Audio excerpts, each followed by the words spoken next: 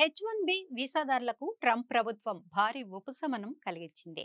ఈ వీసాల కోసం దరఖాస్తు చేసుకునేవారు $1,00,000 ఫీజు భారతీయ కరెన్సీ ప్రకారం దాదాపు 88 లక్షల రూపాయలు చెల్లించాలంటూ గత నెలలో ఇచ్చిన ఉత్తర్వుల్లో మినహాయింపులు ఇచ్చారు.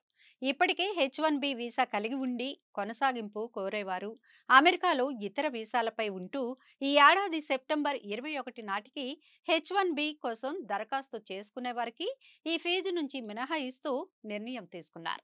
ఈ తాజా నిర్ణయంతో అక్కడ పనిచేస్తున్న భారతీయ టెక్కీలకు భారీ ఉపశమనం కలగనుంది. US citizenship and immigration services దీనిపై స్పష్టమైన మార్గదర్శకాలు కూడా విడుదల చేసింది.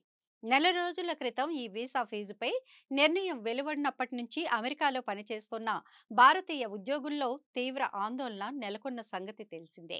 హెచ్-1బి వీసా కోసం దరఖాస్తు చేసి క్లియరెన్స్ కోసం ఎదురు చూస్తున్న వారు, కొత్తగా దరఖాస్తు చేసేందుకు సిద్ధమైన వారు తమ ఉద్యోగం ఉంటుందో ఊడుతుందో తెలియని డోలాయమాన పరిస్థితులు ఎదుర్కొంటూ మానసికంగా ఎంతో క్షోభ అనుభవిస్తూ వచ్చారు. అమెరికాలో పనిచేస్తున్న విదేశీ ఉద్యోగుల్లో అధిక శాతం భారతీయులే కావడం గమనార్హం. ఇలాంటి పన్ను విధింపు నిర్ణయాలతో భారత్తో దౌత్య సంబంధాలు దెబ్బతినే అవకాశం ఉందని, అమెరికా నిర్ణయాలతో భారత్, చైనా, రష్యాలకు దగ్గరైతే అది అమెరికాపై తీవ్ర ప్రభావం చూపుతుందని డెమోక్రాట్లతో పాటు రిపబ్లికన్ పార్టీ నేతలు కూడా ఆందోళన వ్యక్తం చేశారు.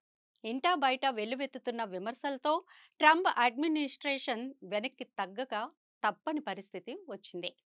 ఈ తాజా నిర్ణయం ప్రవాస భారతీయ ఉద్యోగులకు దీపావళి కానుకగా చెప్పవచ్చు.